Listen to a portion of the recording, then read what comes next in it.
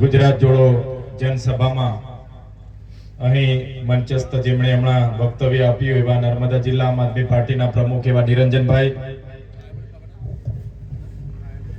સાથે મંચસ્થ ઉપસ્થિત આગેવાન વિક્રમભાઈ તડવી, આમ આદમી પાર્ટીના ઓબીસી મોરચાના પ્રમુખ એવા ગોપાલભાઈ માછી, યુવા અધ્યક્ષ એવા ગિરિરાજસિંહ ગોહિલ, ઉપપ્રમુખ એવા આશીષભાઈ તડવી, સાથે આપણા વિસ્તારના ગાદીપતિ અને જેને સૌ આપણે બાપા તરીકે ગુરુ તરીકે માનીએ છીએ એવા ભરતદાસ સાહેબ, મંચસ્થ તમામ ગાદીપતિ સંતો મહંતો, મારા પૂજનીય વડીલો, સામે ઉપસ્થિત થયેલા મારા વડીલો, યુવાનો, માતા બહેનો, બધા માટે એકવાર જોરદાર આપણે તાળીઓ પાડી લઈશું.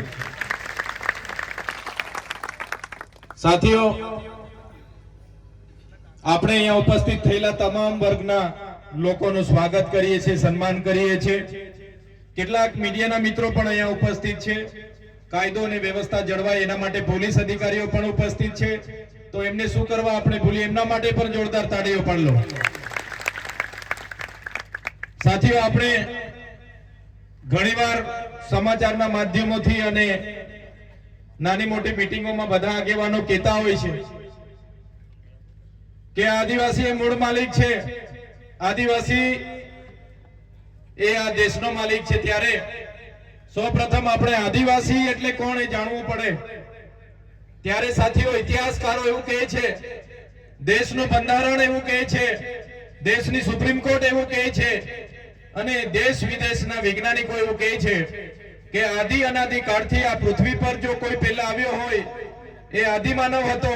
એ જંગલોમાં ફરતો હતો, ત્યારે કોઈ પણ જાતની ચીજ વસ્તુઓની શોધ નહોતી થઈ. એમણે જંગલના વનફળ, કંદમૂળ અને જંગલના પાણી, વન્ય પ્રાણીનો શિકાર કરીને એ ભટકતું જીવન જીવતો હતો.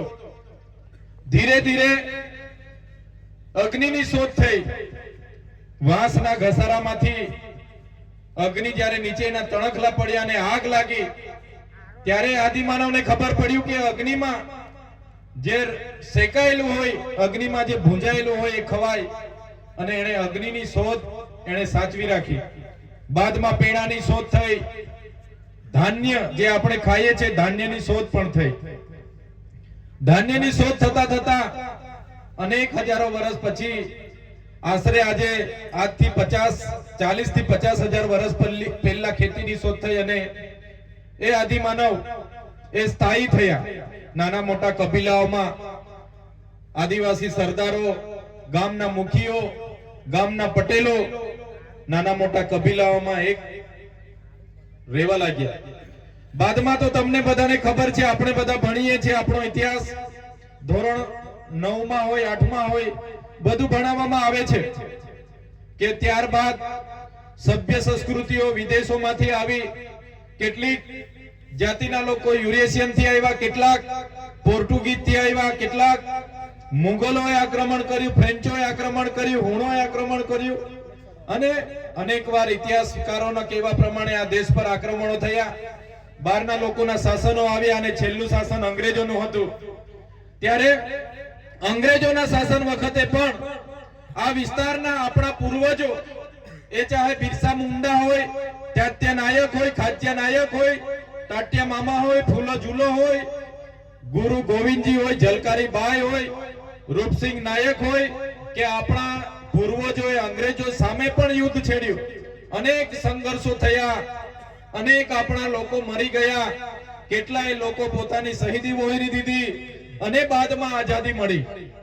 આઝાદી મળી ત્યારે આપણને બધાને અપેક્ષાઓ એવી હતી કે ચાલો હવે અંગ્રેજો તો જતા રહ્યા છે, હવે ભારતના દેશનું લોકશાહી રાજ્ય શાસન આવ્યું છે, લોકશાહીના ઢબે ચાલશે. ત્યારે આ લોકશાહી શાસનમાં આપણને બધાને ન્યાય મળશે. આપણને બધાને એમ હતું, સરકારો બની, વડાપ્રધાનો બન્યા, રાષ્ટ્રપતિ બની, મંત્રીઓ બન્યા, તંત્રીઓ બન્યા, અનેક રાજ્યો બન્યા અને લોકશાહીના ઢબે શાસન ચાલતું ગયું. પણ આઝાદીના 78 વર્ષ પછી પણ જે બંધારણથી દેશ ચાલે છે, એ બંધારણમાં આદિવાસીઓ માટે જે જોગવાઈ કરેલી છે કે ભાઈ અનુસૂચિ 5 જે પ્રકારે બંધારણના આર્ટિકલ 243 માં લખેલું છે કે આદિવાસી વિસ્તારોમાં કોઈ પણ જાતનો પ્રોજેક્ટ નાખવો હોય, રોડ બનાવવો હોય, કંપની નાખવી હોય, કારખાનું નાખવું હોય, સ્ટેચ્યુ નાખવું હોય, કોરિડોર બનાવવો હોય, હાઈવે નાખવો હોય કે હાઈ ટેન્શન લાઈનના ટાવર ઉભા કરવા હોય, નહેર કાઢવી હોય, કોઈ પણ જાતની પાવર માટે ગામ સભાને સત્તા આપી છે. ત્યારે 5મી અનુસૂચિનો જે સત્તા મળી છે, પેશા એક્ટ 1996 ના જે ગામ સભાને સત્તા મળી છે, ત્યારે બંધારણ તો એવું કહે છે ન લોકસભા ન વિધાનસભા, સબસે ઊંચી ગામ સભા. ત્યારે આજે આપણી ગામ સભાના પાવર કોઈ પણ જગ્યાએ લાગુ કરવામાં આવ્યા નથી. આજે ગામ સભાના એજન્ડા એ એસી ચેમ્બરોમાં બેઠેલા અધિકારીઓ બનાવે છે. આપણા ગામોની ગામ સભા બોલાવવામાં આવે છે અને ગાંધીનગરથી મોકલાવેલા એજન્ડા પર ચર્ચા કરવામાં આવે છે અને પછી આપણા લોકોને એમાં છૂટા કરી દેવામાં આવે છે. ત્યારે આઝાદીના 78 વર્ષ પછી પણ આપણા બંધારણીય અધિકારો અનુસૂચિ 5 અને પેશા એક્ટ લાગુ કરવામાં નથી આવી. ત્યારે આજે આમ આદમી પાર્ટીના મંચ પરથી હું તમને કહેવા માંગુ છું, આવનારા દિવસોમાં આમ આદમી પાર્ટી જો ગુજરાતમાં સત્તામાં આવશે તો પહેલું કામ અનુસૂચિ 5 અને પેશા એક્ટ લાગુ કરવાનું ગુજરાતમાં થશે. કેમ કે એ લાગુ થવાથી ગામ સભાને પાવર મળશે.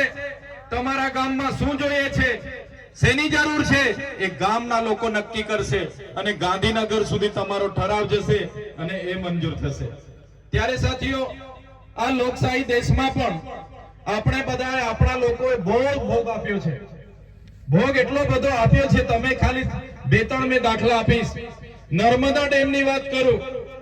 અમારા દાદા લોકો કહેતા હતા કે નર્મદા ડેમ જ્યારે બનતો હતો ત્યારે કોંગ્રેસની સરકાર હતી અને જ્યારે ગુજરાત અને મધ્યપ્રદેશ મહારાષ્ટ્રના ગામોને ત્યાંથી વિસ્થાપિત કરવામાં આવ્યા ત્યારે લોકોને કહેવામાં આવ્યું કે આ સરકારની યોજના છે, બધાએ ગામો ખાલી કરવા પડશે અને ગામડા ખાલી થઈ ગયા. પોતાના પરિવારો કોઈ ક્યાં નવી નવી વસાહતોમાં વિભાજિત થઈ ગયા. સાથીઓ, ત્યારે વળતર કેટલું આપ્યું હતું તમને બતાવું મેં. ત્યારે એક ગુંઠો એટલે કે એકડમાં 40 ગુંઠા હોય. એક એકડમાં 40 ગુંઠા આવે. ત્યારે ગુંઠાના ભાવે એ ઉકાઈ જળાશય હોય, નર્મદા જળાશય હોય કે બીજા ડેમ હોય, એમાં ગુંઠાના કેટલા આપતા હતા તે તમને કેમ છું, ધ્યાન આપજો. એક ગુંઠાના જે એમાં પણ 4 પ્રકારે નક્કી કરવામાં આવે ભાવ. પહેલો ભાવ હતો એક ગુંઠાના 24 રૂપિયા, એટલે એક એકડમાં 40 ગુંઠા આવે. 24 ચોક 96, એટલે એક એકડના 960 રૂપિયા ત્યારે આપવામાં આવ્યા. બીજો જે ભાવ હતો, બીજા પ્રકારનો ભાવ એક ગુંઠાના 21 રૂપિયા નક્કી કરવામાં આવ્યો. જે થોડી ખાડા ટેકરા વાળી જમીન હતી અને જેટલી જમીન હતી એના એક ગુંઠાના 21 રૂપિયા. હવે 21 ચોક કેટલા થાય? 84, એટલે 40 ગુંઠાના 840 રૂપિયા. એક એકડના કેટલા હતા? 840 રૂપિયા. ત્રીજો ભાવ નક્કી કરવામાં આવ્યો તો એક ગુંઠાના 18 રૂપિયા. 18 રૂપિયા એટલે 18 ચોક 72 થાય, એટલે 720 રૂપિયા એક એકડના. અને ચોથો ભાવ હતો એ 15 રૂપિયા ગુંઠાના હતા. ભાઈ, તે વખતે ધ્યાન આપજો તમે. જે લોકો વિસ્થાપિત થયા છે ને એમણે ભોગ આપ્યો છે, યાદ રાખજો. ગુંઠાના ચોથો ભાવ હતો જે ખાડા ખરાબા વાળી ટેકરા વાળી હોય, કોઈ કાઈ મફતના ભાવે લેવા જેવી જમીન હતી, એના 15 રૂપિયા ચોથો ભાવ આ લોકોએ નક્કી કર્યો હતો. હવે 15 ચોક કેટલા થાય? 60, એટલે 600 રૂપિયા એક એકડના. તમે વિચાર કરો, દેશ માટે જે લોકોએ પોતાના ગામ ખાલી કર્યા, પોતાની સંસ્કૃતિ, પોતાની પ્રકૃતિ, પોતાના જળ જંગલ જમીન સાથે છીનભીન થઈ ગયા, પોતાના પરિવાર સાથે છૂટા પડ્યા, એ લોકોને તે વખતે એક એકડના 660 રૂપિયા આપ્યા હતા અને કીધું તું તમારા ઘરમાંથી એક જણને સરદાર સરોવર નિગમમાં નોકરી આપીશું, તમને જ્યાં પણ મોકલીશું ત્યાં સિંચાઈનું મફત પાણી આપીશું, તમને જ્યાં પણ મોકલીશું ત્યાં ખેતીવાડીની વીજળી આપીશું. એ કોંગ્રેસની સરકાર હોય કે ભાજપની સરકાર હોય, નર્મદાના વિસ્થાપિતોની એક પણ માંગણી આજ દિન સુધી પૂરી નથી કરી સાથીઓ. ત્યારે જો ગુજરાતમાં આમ આદમી પાર્ટીની સરકાર બને તો સૌથી પહેલા નર્મદા વિસ્થાપિતોને ન્યાય આપવાનું કામ આમ આદમી પાર્ટીની સરકાર કરશે. હવે એકડના 660 રૂપિયા તે વખતે આપણા વડીલોને આપીને ત્યાંથી તગડી મૂક્યા હતા. 660 રૂપિયામાં શું આવે વિચાર કરો. 660 રૂપિયામાં શું આવે? એક જોડી કપડા પણ નહીં આવે, એક ધાબળું પણ નહીં આવે. એટલા રૂપિયામાં આપણે એક એકડ જમીન તે વખતે લઈ લીધી હતી. આજે આ વિસ્તારમાં અમે વચ્ચે આવ્યા હતા. આ વિસ્તારમાં નહેરનું પાણી આવે છે. આપણા ખેડૂતોએ બધાને જ રજૂઆત કરી, અહીંના સરપંચોએ બધાને જ કીધું, જિલ્લા પ્રમુખને કીધું, ધારાસભ્યને કીધું, સાંસદને કીધું કે ભાઈ હિંમતપુરા, જયસિંહપુરા, આમલિયા અને જે પણ નમારિયા ને બધા જે ગામો આવે છે ત્યાં નહેરનું પાણી લીકેજ થાય છે. આખા ગામડાઓમાં પાણી ફરી વળે છે, એનો રસ્તો કરી આપો. એ નહેરનું પાણી અમારા ગામોમાં નહીં ઘૂસે એની વ્યવસ્થા કરી આપો, ગટર લાઈન કરી આપો. આજ દિન સુધી આ સરકારે આ ગામડાના લોકોને એ પાણી માટે યોગ્ય નિકાલ માટે વ્યવસ્થા નથી કરી આપી. મેં આજે તમારા સાવલી ખાતેના મંચ પરથી કહેવા માંગુ છું, તમે તાલુકા જિલ્લા પંચાયત આમ આદમી પાર્ટીની બનાવી દો. એ નિર્નિપિન કરવાનું કામ આમ આદમી પાર્ટીની બોડી કરશે. ત્યારે એ ભાજપ હોય, કોંગ્રેસ હોય, અત્યાર સુધી વારા પરથી એ લોકો શાસન કરતા હતા. હવે આમ આદમી પાર્ટી તરફ લોકોનો ઝુકાવ વધી ગયો છે. આમ આદમી પાર્ટી હક અધિકારોની વાત કરે છે, બાળકોના શિક્ષણની વાત કરે છે, શાળાની વાત કરે છે, યુવાનોને રોજગારીની વાત કરે છે, ખેડૂતોને એનો કપાસનો ભાવ મળે, સીસીઆઈ કેન્દ્ર પર એની ખરીદી થાય, એમએસપી પ્રમાણે કપાસનો ભાવ મળે એની વાત કરે છે, મહિલાઓની વાત કરે છે, મારા યુવાનોને આ સ્થાનિક જીઆઈડીસીમાં રોજગાર મળે એની વાત કરે છે. ત્યારે આજે ભાજપ અને કોંગ્રેસ ભેગા થઈને આજે ચૈતર વસાવાને એ લોકો ગાળો ભાંડે છે. પણ ભાજપ ને કોંગ્રેસને આ મંચ પરથી કહેવા માંગુ છું, ચૈતર વસાવા એકલા નથી. અગર અને સાવલી તિલકવાડાના તમામ વડીલો, તમામ માતા બહેનો ચૈતર વસાવા સાથે છે. અને આવનારા દિવસોમાં અમને આશા હતી કે 30 વર્ષ કોંગ્રેસનું શાસન હતું, એને કંઈ નહીં કર્યું, એટલે 30 વર્ષ આપણે ભાજપને પણ મત આપ્યા છે કે નથી આપ્યા? આપણે 30 વર્ષથી ભાજપને પણ લાવ્યા છે. ભાજપે પણ આપણું કંઈ કરવાનો નથી અને કરશે પણ નહીં. ત્યારે મેં તમને વિનંતી કરવા માટે આવ્યો છું, હવે કોંગ્રેસના સંબંધો ભૂલી જાઓ, ભાજપની શરમ ભૂલી જાઓ અને આવનારા દિવસોમાં આમ આદમી પાર્ટીમાં ઉમેદવારી કરીને લડી લો, જીતી જાઓ અને આપણા લોકોની સેવા કરવા માટે તમે મંચ પર આવી જાવ એવી તમને વિનંતી કરવા માટે આવ્યો છું. તમે જોયું હશે આગળ આપણા ગુરુજીએ કીધું કે અહીંયા વડાપ્રધાન આવ્યા ત્યારે એમણે 50 કરોડ રૂપિયાનો ખર્ચો કર્યો. સાથીઓ, આ તો એક જ પ્રોગ્રામનો હિસાબ એમણે આપ્યો. એ પ્રકારના તો વિકાસ પર્વ થયા, વિકાસ મહોત્સવો થયા, અમૃત મહોત્સવો થયા, એ પ્રકારે ગૌરવ યાત્રાઓ કાઢવામાં આવી. તમામ પ્રોગ્રામોમાં આદિવાસી પ્રજાના કરોડો રૂપિયાનો આ લોકોએ ખર્ચો કર્યો છે. મેં હિસાબ માંગ્યો કે ભાઈ 10 કરોડનો મંડપ તમે ક્યાંથી લાવ્યા હતા? 2 કરોડનું તમે ડોમ ક્યાંથી લાવ્યા હતા? 5 કરોડનું તમે સ્ટેજ ક્યાંથી બનાવ્યું તો એનો હિસાબ આપો. તમે 2 કરોડના સમોસા ખાઈ ગયા એનો હિસાબ આપો. તમે 2 કરોડ 40 લાખનું ટોયલેટ લાવ્યા મોદી સાહેબ માટે એનો હિસાબ આપો. તમે ડીઝલ ભરાયું 2 કરોડનો હિસાબ આપો. તમે 2 કરોડની ચા પીધી હિસાબ આપો. તમે 1 કરોડના ફૂલ ગુસ્સા લાવ્યા હિસાબ આપો. તમે 10 કરોડના હોટલના બિલો મૂક્યા હિસાબ આપો. ત્યારે ભાજપ અને કોંગ્રેસના નેતાઓના પેટમાં તેલ રેડાયું અને ખાસ અહીંના સાંસદે કીધું કે આ હિસાબ માંગીને 75 લાખ રૂપિયા માંગે છે. તમે વિચાર કરો, આ ચૈતરભાઈ 75 લાખ રૂપિયા કોઈના પર લે તો આ ભાજપ મને છોડે? ભાજપ મને છોડે? એક પાણીના ગ્લાસ માટે મને 80 દિવસ સુધી જેલમાં રાખ્યો તો 75 લાખ રૂપિયા તો ઠેલો ભરાઈ જાય કે ના ભરાઈ જાય? એના માટે મને છોડે કોઈ ના છોડે. પણ આ મોદીજીના કાર્યક્રમમાં કરોડો રૂપિયાનો હિસાબ આપવો પડે, એના માટે એમની ભાજપના નેતાઓએ એમના કોન્ટ્રાક્ટરો સાથે કરેલો કૌભાંડ બહાર આવે, એના માટે આ લોકો બોખલાઈ ગયા છે. કેમ કે આગળ મેં મનરેગાનું કૌભાંડ અહીંયા જાહેર કર્યું હતું, ખબર છે ને બધાને? એમાં ભાજપના મંત્રી, કોંગ્રેસના ગુજરાતના ઉપાધ્યક્ષ, એ લોકો પર ફરિયાદ થઈ છે, આજે જેલોમાં છે. મંત્રીના પુત્ર આજે જેલોમાં છે. નળ સે જલ કૌભાંડમાં પણ ભાજપ અને કોંગ્રેસે કૌભાંડ કર્યું.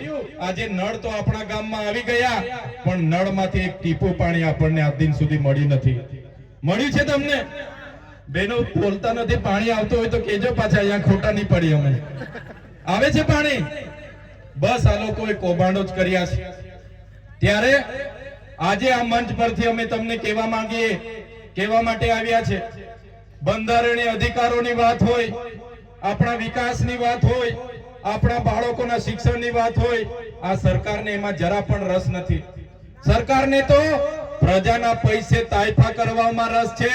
આજે લોકો દિવાળીઓ કરી ફરે છે ને, એ દિવાળીઓ એમના કમલમના પૈસેથી નહીં, એમના સાંસદના પૈસેથી નહીં, એ બધી દિવાળીઓ તમારા જેવા લોકોના ટેક્સના પૈસેથી આ લોકો કરે છે.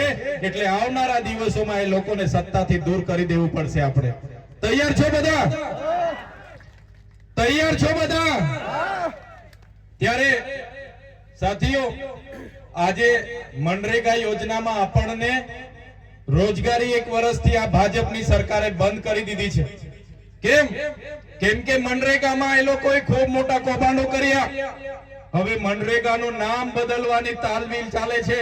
સમાચારમાં તમે જોતા હશો કે ભાઈ મનરેગાનું નામ બદલીને અમે જી રામજી કર્યું. એ લોકોએ શું નામ કર્યું? જી રામજી. ભગવાન રામનો ઉપયોગ કર્યો. ભાઈ ભગવાન રામજી તો અમારા બધાના હૈયામાં વસે છે. એ બધા અમારા વડીલો કહેતા હતા, અમારા સંતો મંતો કહે છે ભગવાન રામ આપણે હૈયામાં વસે છે. આ ભાજપની સરકારે ભગવાન રામનો ઉપયોગ પણ ભ્રષ્ટાચાર ઢાંકવા માટે કર્યો છે. ત્યારે આ ભાજપની સરકારને અમે કહેવા માંગીએ છીએ, તમે નામ બદલવાથી તમારા કૌભાંડો છુપાઈ જવાના નથી. તમારા ભ્રષ્ટાચારી નેતાઓને આવનારા દિવસોમાં અમે ઘર ભેગા કરી દેવાના છે. ઘર ભેગા કરી દેવું પડશે. આ વિસ્તારમાં જંગલ ખાતાના અધિકારીઓ પણ આપણા લોકોને ખૂબ હેરાન કરે છે. અહીંયા દીપડાઓ બહારથી લાવીને છોડી દેવામાં આવ્યા છે. આપણી દીકરીઓ પર હુમલા થાય છે, બહેનો પર હુમલા થાય છે. અત્યાર સુધી એટલું મોટું જંગલ હતું ત્યારે કોઈ વાઘ ને કોઈ દીપડા નહોતા આવતા. હમણાં દીપડાઓ બહારથી લાવીને આપણા લોકોને હેરાન કરવા માટે અહીંયા છોડવામાં આવે છે અને આપણા લોકોને હેરાન પરેશાન કરે છે. ત્યારે એ જંગલ ખાતાના અધિકારીઓને પણ આ મંચ પરથી કહેવા માંગુ છું, તમારું જંગલ ખાતું 1927 માં આવ્યું છે.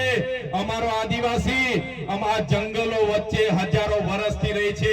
અમારા આદિવાસીઓને હેરાન કરવાનું બંધ કરી દેજો, નહીં તો જે દિવસે અમે આ રસ્તા પર ઉતરીશું ને તે દિવસે તમારા જંગલ ખાતા પણ અહીંયા નજરે પડવાના નથી. શા માટે દીપડાઓ લાવીને અહીંયા છોડો છો ભાઈ? અમારા લોકોને હેરાન પરેશાન કરો છો. ત્યારે જંગલ ખાતા વાળાને પણ આપણે કહી દેવાનું છે. અને સાથીઓ, આજે આપણી જમીનો પર બહારના લોકોની નજરો છે. તમે જોયું હશે કેવડિયામાં જે પ્રકારે રોજગાર આપવાની વાત હતી, આજે ત્યાંના લોકોને અંદર પ્રવેશ નથી કરવા દેતા. પોતાની ગાડી પણ બહાર મુકાવે છે. મહિલાઓના ઝૂંપડા બધા તોડી નાખવામાં આવે છે. અમને વિકાસ સાથે કોઈ વાંધો નથી, વિકાસ બધાનો જ કરો, અમારો પણ વિકાસ કરો. પણ જે વિકાસના નામે અમારા લોકોની જમીનો છીનવવાની વાત કરે છે આ સરકાર, ત્યારે સરકારને પણ હું કહેવા માંગુ છું આ મંચ પરથી કે વિકાસના નામે હવે પછી જો તમે કોરિડોરમાં અમારા લોકોની જમીનો લેવાની વાત કરશો, હાઈ ટેન્શન લાઈનોમાં જમીનો લેવાની વાત કરશો, હાઈ સ્પીડ કોરિડોરમાં જમીનો લેવાની વાત કરશો, ડેમોના નામે જમીનો લેવાની વાત કરશો, તો અમે એક પણ ઇંચ જમીન આપવાના નથી. પછી પણ તમે અમને હેરાન અને પરેશાન કરીને જમીન છીનવવાની વાત કરશો તો તે દિવસે આ રોડ પર અમે ધારિયા, પાલિયા અને ભાલા તીરકામઠા લઈને ઉતરીશું. ભાલા, પાલિયાર અને તીરકામઠા અને ધારિયા અમે ઘરમાં કઈ શણગાર માટે નથી મૂક્યા, અમારી રક્ષા માટે છે. અને જે દિવસે અમારા સમાજ પર ઊની આંચ આવશે એ દિવસે ઓજારો લઈને પણ રોડ પર ઉતરીશું.